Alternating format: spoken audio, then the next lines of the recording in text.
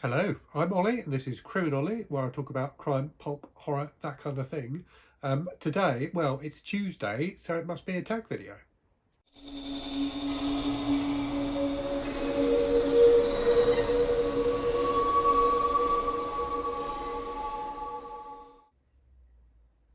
So this is a new original tag that was created by AJ Dunn Reads and Writes. So I'm doing this, I'm filming this on the Thursday.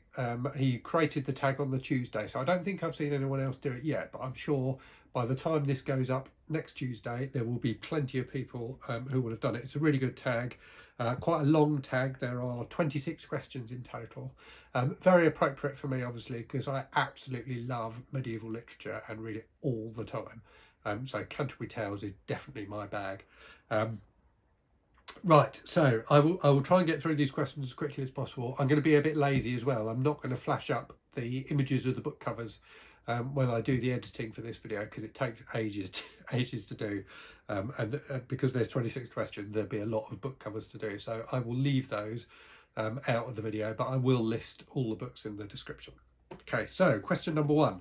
The host is the character who relates the tales to the reader. He is large, loud and merry. Recommend a Mammoth book over 800 pages for March of the Mammoths. I think I recommended this one in a previous video that I did, but I'm going to stick with it again, and that is 1Q84 by Haruki Murakami, which is just a fantastically weird and engaging novel. It's kind of 3 books in one, and it's well over 1,000 pages, I think, and it's just brilliant. It's very hard to describe. Very surreal at times. It's got loads of different things going on in it, but it's utterly compelling and absolutely brilliant. I really loved it.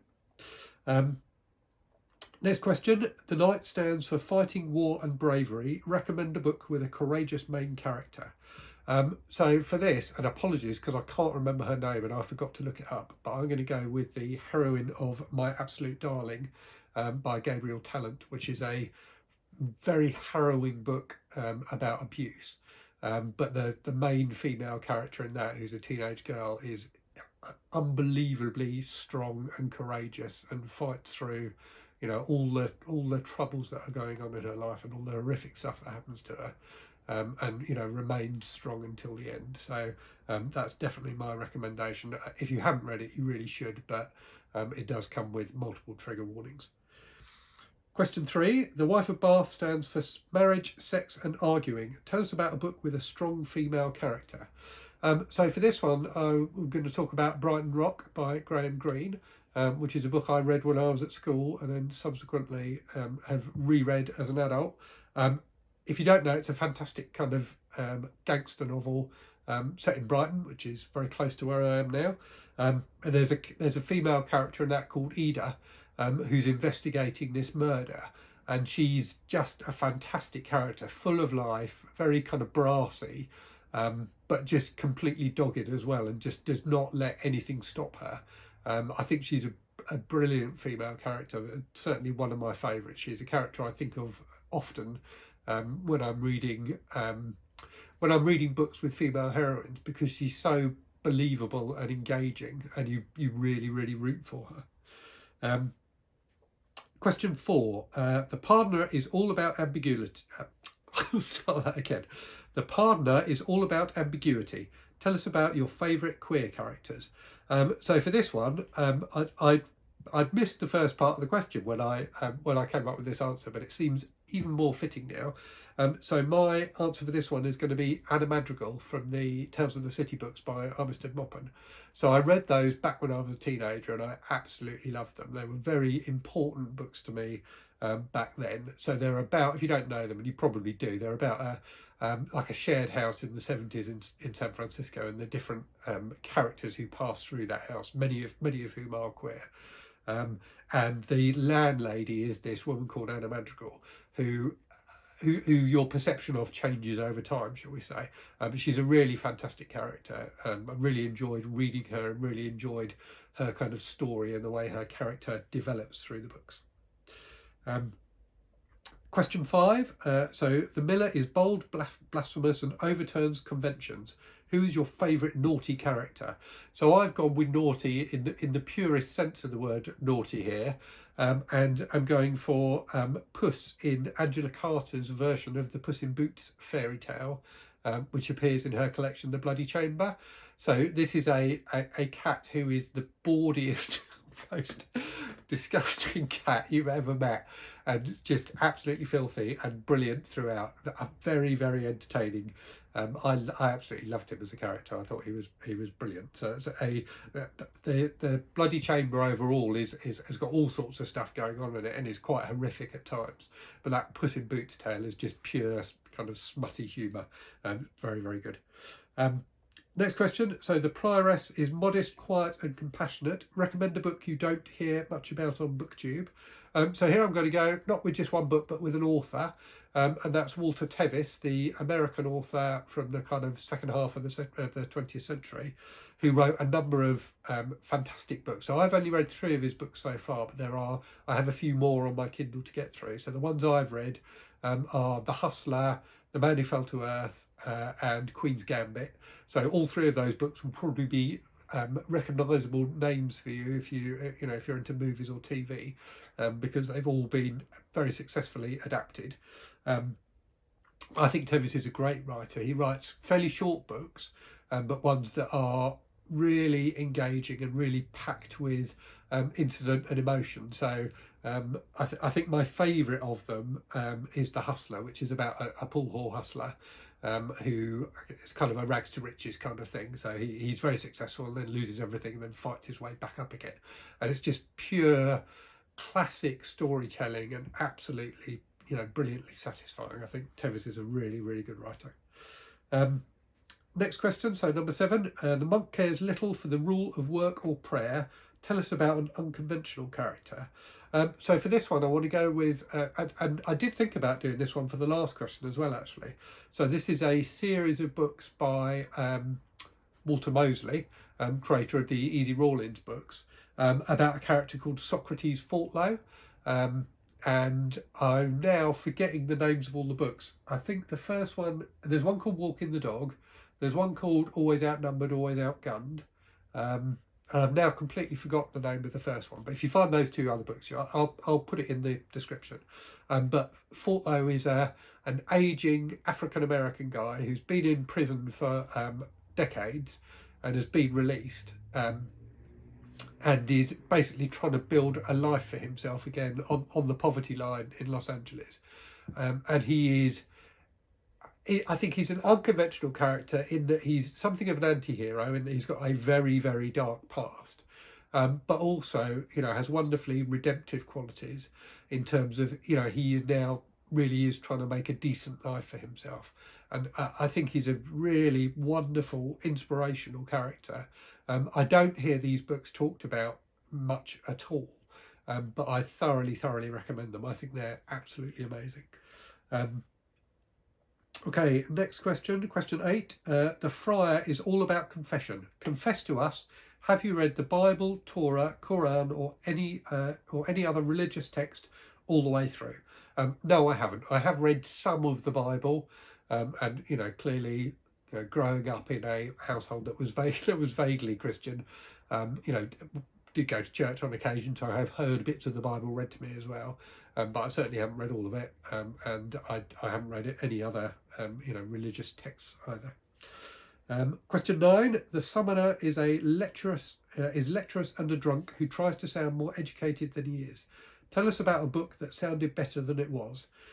So for this one, I'm going to go with Things Have Gotten Worse Since We Last Spoke by Eric LaRocca, which last year was a book that everyone seemed to be talking about and raving about, particularly in the horror community, as being this really bold, shocking new, take on horror, kind of literate extreme horror is kind of how it seemed to be being talked about. I read it and I thought it was okay. I thought it was, I thought there were some quite interesting ideas in there, but I didn't think it deserved anywhere near the amount of attention it got. I thought it was fine, but it felt unfinished to me. It felt unsatisfying, and I really didn't think it deserved the huge praise that it got. Next question then, question 10. So the parson is poor but rich in thought and deeds. Tell us about a book that gave you more than you expected.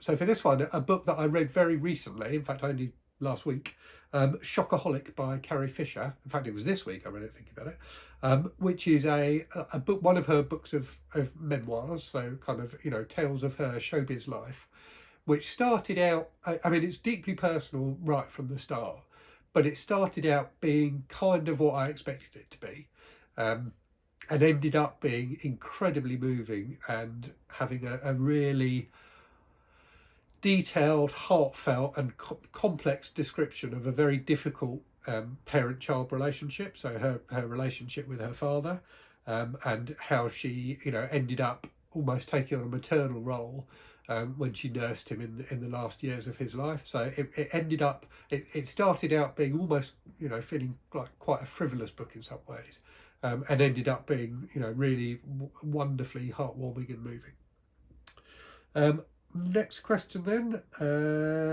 I've lost my place. Bear with me. The Squire stands for youth, beauty and courting. What book did you fall in love with when you were a youth?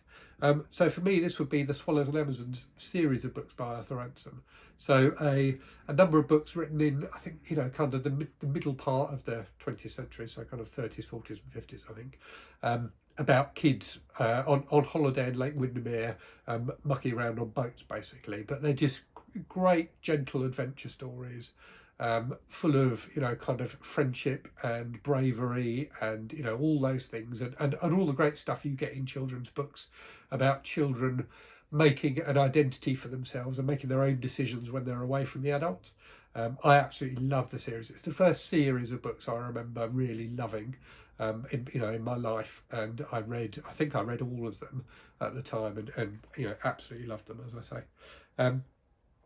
Next question, question 12. The clerk says little, but his words are wise and morally virtuous. Tell us about a short book that made you a better person. So this is a book that I read purely by chance, in that my son brought it home from school, and it's Michael Rosen's Sad book. So if you don't know Michael Rosen, if you're outside the UK, there's probably a reasonable chance you won't. So he's a very well-known poet over here who predominantly writes poetry for children, so kind of humorous verse and things like that. And he's a very funny guy. He wrote a very popular children's book called We're Going on a Bear Hunt, which I think is adapted from a kind of traditional song. But yeah, a very popular book that I read to my child, you know, my son, many, many times when he was growing up. Sadly, Michael Rosen's son died when he was, I think, in his 20s, died very suddenly and unexpectedly. And this book, which is a picture book, you know, like a children's picture book, is about Michael Rosen dealing with his grief over his son's death. So it is very short, you know, I think it would take you half an hour to read at most, but it is incredibly moving, and really made me think about grief and, you know, sympathy for people going through grief in a different way. It's a book I thoroughly recommend. It's devastating but wonderful at the same time. Right, next question is question 13. The man of law upholds justice and knows the laws by heart. What is a book you could not imagine rereading? So, to be honest, I'm not a big rereader, and I will come back to that point later on in this. So I don't reread books often anyway. So most books, like, you know, any book that I think is okay, I you know, typically I wouldn't expect to reread. Although I do have a habit of getting part way through a series and then stopping reading the books, and then later on deciding I want to pick them up again and realising I need to go back to the first book again because I've forgotten what was going on. But I think my answer for this is any book that has James Patterson and on the cover. So I have read far too many books that are James Patterson collaborations. He has a habit of just sucking me in with these books because they always sound like they have a vaguely interesting premise. I've got a few on my Kindle that I've either bought for 99p or I've got through NetGalley or things like that. And every time I read one of these books, it's awful. And I always swear to myself that I will never read another one. And then I always get sucked in again. But I would, you know, so whilst I constantly fall prey to them, I would definitely never, never reread one. Okay, next question. Question 14. The Manciple provides the food. Recommend a series that you think is good from the first book to the last. So this, I'm going to go for the Wayfarers series by Becky Chambers. There are 4 books, I think, in the series. The first being The Long Way to a Small Angry Planet. And it's just a wonderful series, and wonderfully even in that every book, I don't think one book is head and shoulders better than any of the others. They're all brilliant. But they're also all very different from each other. So they're recognisably set in the same universe, and they have some consistent characters, you know, between the different books. I'm not sure there's a character that appears in all 4 of the books, but there's links between, you know, there's links between all 4 books. And they're just brilliant. So if you don't know, it's a kind of far future science fiction series set in a universe that is incredibly diverse in terms of the range of different species that there are. And civilizations and things like that, and also wonderfully diverse in terms of the range of different kind of sexual orientations and genders and things like that Becky Chambers surfaces. They're just fantastic books, really entertaining, quite amusing, quite moving at times. Just brilliant. I love all 4 of them. Right, next question, question 15. The merchant deals in furs and cloth and is powerful and wealthy. Recommend a book with a powerful message or theme. So for this one, I'm going to go with my favourite politics book, which is The Dictator's Handbook by Bruce Bueno de Mesquita and Alastair Smith. So this is a book about how people come to power and how people maintain their power. So it particularly focuses on, so the first half of the book focuses on dictators, as the name would suggest. So how people come to power through, you know, coups and things like that, and how dictators hold on to power. But they then broaden out that remit to talk about democratic countries as well, and how very similar rules apply in democratic countries. And really, it's all about how leaders have to please a set number of people, and that number of people can range very dramatically between authoritarian regimes and democracies, but a lot of the decision making that politicians make and rulers make comes down to the people they need to please to keep power, and you see it played out again and again and again in the news. It's an incredibly insightful book, and if you've got any interest in politics at all, I definitely recommend it. Right, next question, question 16. The shipman is a wine-stealing rascal. Tell us about a side character who steals the spotlight. So this is a character from the 87th Precinct books by Ed McBain, which I've talked about many times on the channel, so my favourite series of books ever. So there's a character in that series of books called Ollie Weeks, who's a detective, who starts out as a vague, like a bit part in a few of the books. He's a detective from a different precinct, so not the 87th Precinct, who ends up working with the detectives of, you know, the main detectives in the books on a few cases. But by the end of the series, he's in every book, and indeed he has his own, you know, he has a whole book dedicated to him by the end. He's just a fantastic character. So he's very self-deluded. He's very, very funny, but he's a great detective, but he's also a complete bigot. And McBain does a fascinating job of portraying this character who is appalling in many, many ways, but who you also come to respect because he really does care about justice and about doing the right thing. And he's also a brilliant detective and often picks up on things that the other detectives, who are decent people, don't pick up on. So he's an incredibly complex character, but also incredibly amusing, and definitely one of my all-time favourite characters in any books, and that's not just because he's called Ollie. Next question then. The physician knows what ails you and can cure it. Tell us about a book you consider a comfort read. So not a particular book, because as I say, I don't really reread books that often, but a whole subgenre. So that's men's adventure books. So, you know, the likes of the survivalist books or the executioner books that I talk about on the channel.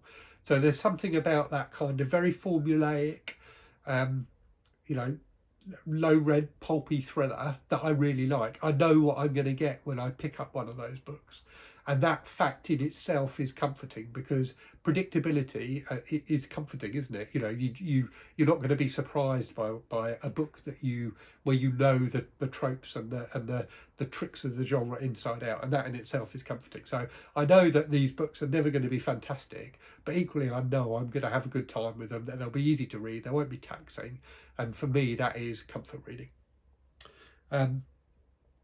Albeit they do tend to be horrifically violent and often politically very incorrect, but hey, you got to have everything. Question 18, the Franklin is not a vassal or a noble, but a free man. Recommend a book about freedom in any form. So this is a book I read, I think, a couple of years ago, The Sun Does Shine by Anthony Ray Hinton. So Hinton was is an African-American guy who was falsely imprisoned for murder and was on death row for a long time. And this is just a fantastic book about his fight for justice. But what makes it so amazing is what an incredibly decent guy he comes across as. Just how Christian and forgiving he is in terms of, you know, people talk about Christianity a lot, you know, particularly in America, and I think often it's a term that is misused. And when I use it here, I mean it in the terms of, you know, of Christ-like, in terms of being completely forgiving of other people's wrongdoing. So this is a man who had awful things done to him, who lost decades of his life through a complete miscarriage of justice, but is completely resolved to that, and now has turned his experiences into, not into attacks on other people, but in thinking about ways he can help other people who are going through similar situations. So it was a wonderful and very humbling book. Next up, so question 19. So the Reeve is believable on the outside but lies on the inside. What book was different than what the blurb led you to believe? So this is, I'm going to talk here about a book called Slay by Brittany Morris. But I wanted to use this as a kind of jumping off point for talking more generally about a trend that I see a lot in publicity for books that I really dislike, which is basically just comparing books to other books rather than telling you what they're about. And it's often used really lazily, and I think it was in this book. So Slay is a book with, so it's a young adult book with an African-American central character. And a lot of stuff about video games in it. So the central character is someone who codes a massively popular online role-playing game that's kind of taken the world by storm. And there's a mystery about who the person who codes this game is, and it turns out is this young woman who's the central character. So the blurb for this book, the tagline for this book, was something along the lines of Black Panther meets Ready Player One. Because, hey, it's about black people and black culture, and it's got video games in it. But I think that tag completely sells it short. I thought it was a really, really good book that had some really interesting points to make about culture and race and racism and technology and things like that, in a way that, you know, I think Ready Player One does to an extent, and Black Panther, you know, definitely has interesting things to say about our culture. But I think comparing, you know, simply comparing Slay to those two things really sells it short. And I thought it was in many ways better than either of those books / movies / comics. So yeah, I think that that's something I see often is, you know, so many books you just see them compared to other books, and it's just lazy. You know, I think publishers and authors deserve, you know, authors deserve better than that from their publishers, and readers deserve better than that. So yeah, anyway, rant over. Okay, next one. The Ploughman is good-hearted and faithful. What book do you read over and over again? So as previously noted, I don't really read reread books at all. So I do not have an answer for this question. I can't think of a book that I'd go back to and reread. Next question. So question 21. The Guildsmen are 5 men who act as a unit and stand for brotherhood or sisterhood. Recommend a book with a strong ensemble cast of characters. So I'm going to go back to the 87th Precinct series by Ed McBain, which I've already mentioned in a previous answer. So it's a police procedural series, 55 books about the detectives on this precinct. There are, you know, a number of characters. There's one detective, Steve Carella, who arguably is the main character, but there's about 10 characters that crop up regularly. and they all play a part. They're all very different. They've all got, you know, very distinct characteristics. They've all got their strengths and weaknesses, and they work brilliantly as a team to solve the mysteries they're involved in. And you really root for all of them in different ways. And I think it's a great example of that kind of ensemble story writing, and having a cast that becomes a character in its own right. So, you know, those books are not about any one character, they're about the unit. And as I repeatedly say on this channel, they are fantastic and you should all read them. Next question. The cook makes the food that feeds you. Tell us about a book that feeds your soul. So the phrasing of this question makes me think it's about a book that I go back to. And as I've said, I don't really do that. So there's definitely, you know, I talked about that Carrie Fisher book earlier, and that's definitely a book that fed my soul. And similarly, the Sun Does Shine did as well. So there definitely are books that do that, but there are books that I go back repeatedly for that. I like reading, you know, a wide variety of things, as hopefully people who watch the channel will know. And I do read a lot of trash, but equally I do read uplifting books as well. So I don't really have an answer for that question, but, you know, I do read stuff like that sometimes. Question 23. The Yeoman Serves You. Tell us about a book that served its purpose, that did what you wanted it to do. It wasn't great, but it wasn't bad. To be honest with you, I think this is probably true for 50% of the books I read. I tend to be reasonably good at picking books that I'm not going to hate. And equally, I don't mind at all reading books that I don't think are brilliant. So I think a lot of the books I read are books that I think are fine and are entertaining and keep me entertained. And I think, you know, people talk a lot, or people mention to me often that I read a lot. And I do, but I think I read in the way that some people watch TV. So, you know, a lot of people will watch things on TV that they don't think are brilliant, but they enjoy the act of watching them anyway. I read in that way. So I read for entertainment, and I read a lot of stuff that is not brilliant, and I know isn't going to be brilliant when I go into it.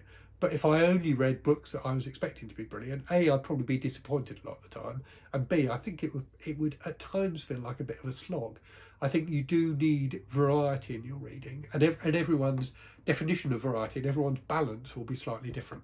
And I think my balance is more weighted towards books that are fine than other people's are. You know, I think some people seek out brilliant books more than I do. So if you want a particular example, the one that sprung to mind was The Troop by Nick Cutter, which is a horror novel which seems to get quite a lot of play on BookTube, about a troop of Boy Scouts who go to this island to camp and get attacked by someone with a horrific disease that then spreads. So it was, you know, it was a fine, gross out horror novel. I didn't think it was nearly as good as a lot of people seem to, but equally it was enjoyable and fun, and you know, I read it quickly and enjoyed it. So, as I say, I think a lot of books fit that criteria for me, but that's one that particularly springs to mind. Okay, next question. The Second Nun talks about a saint's life in her tale. What book do you praise often? So aside from the 87th Precinct books, which I'm going to mention again because you should all read them, I would say Flowers for Algernon by Daniel Keyes, which is one of my very favourite books. So a wonderfully moving science fiction novel about a young man with learning difficulties who gets involved in an experiment that improves his intelligence. And it's just about that experience and what happens to him and how it changes his life. And it's just an incredible book, and a wonderful book about language, as well as about, you know, what it is to be human. So a brilliant book, which again everyone should read. Question 25. The nun's priest is witty and doesn't take himself too seriously. Recommend a book that has a funny or witty main character. So for this, I'm going to go for a series of books again. So Spike Milligan's War Diaries. So again, I think Milligan is one of those people who's probably incredibly well known in the UK, certainly for people of a certain age, but less well known elsewhere. So he was a comedian in the UK in kind of the 50s and 60s and 70s particularly. Wrote a lot of books. I wrote poetry for children, lots of very silly poems.